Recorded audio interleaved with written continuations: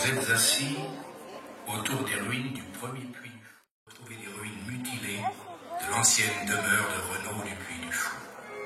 De cette déchirure du temps s'évade une fragrance de souvenirs évanouis. À hauteur des ogives brisées, à fleur de vieilles fables, l'élégance de la fauconnière, le colombier fantôme, les courses de furet et les passages de sangliers. Sous nos pieds résonne encore l'écho des pluies scellées sous les charniers d'eau morte, des souterrains murés sur des cryptes au bois dormant. C'est ici même, entre les tours de garde, que jadis les aigles prenaient leur ascendant. C'est ici même, dans cette cour, entre le pont-levis et le double fossé, que les jeunes chevaliers et les jeunes paysans s'exerçaient au dressage des rapaces, des milans et des faucons, avant de partir à la chasse. Mon père s'occupait des équipages de faucons du Poitou.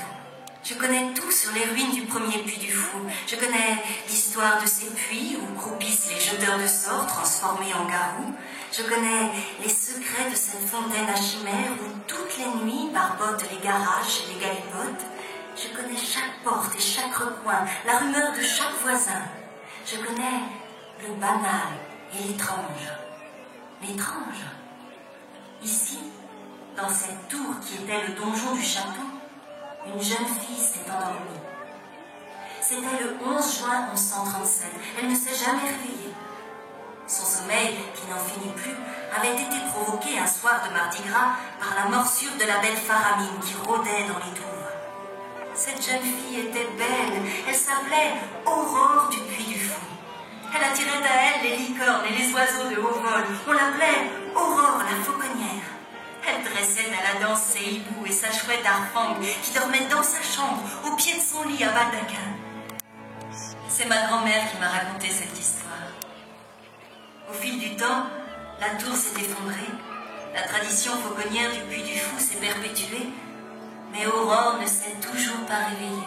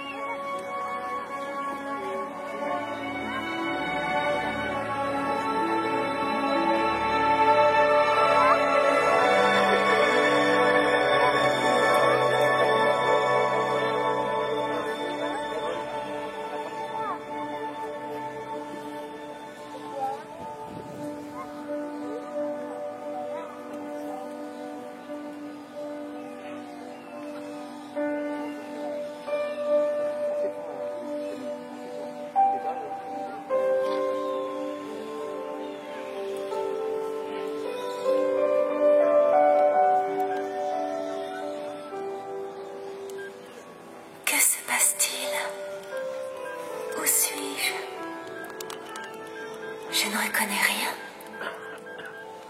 Des ruines? Mon château? Mais qui sont tous ces gens? Et cette jeune fille? Où sont les cuisines? Où sont mes oiseaux? Ah, les voilà! Où sont les fauconniers? Il ne reste plus que les cages à blason d'équipage. Je les reconnais bien. C'est moi qui les ai dessinés. Le Nice, la Guyenne, l'Anjou, la Champagne. Là en face, il y avait mon colombier qui servait de cachette au petit Jacques.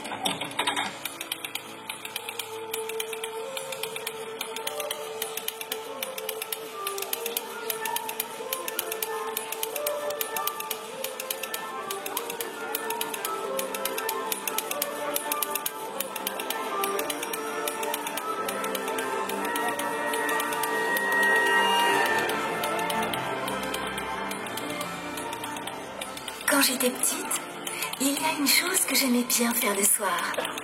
C'était monter tout en haut du donjon pour regarder les buses qui planaient au-dessus des sillons. Tout à coup, elles plongeaient dans les labours et s'immobilisaient sur un lapin. Je voudrais bien savoir ce qu'est devenu le jeune Lafouine, qui se promenait couvert de furet et qui était un incroyable dresseur de buses. Il est mort de la lèpre, mais son arrière-petit-fils est toujours là, et il a les mêmes dons que lui. Il déloge les lapins de leur garenne avec ses furets, et ensuite il appelle ses buses qui se précipitent sur leur proie.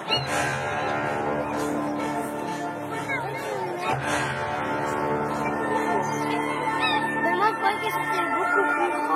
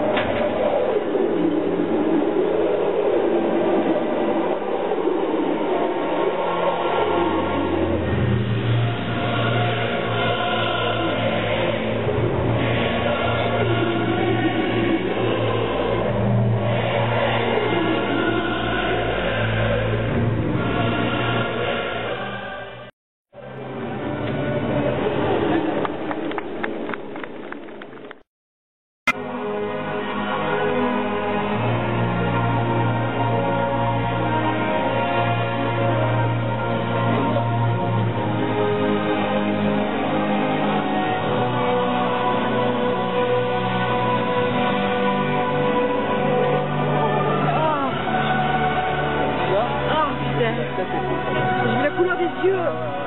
Je vois la couleur des yeux, c'est impressionnant.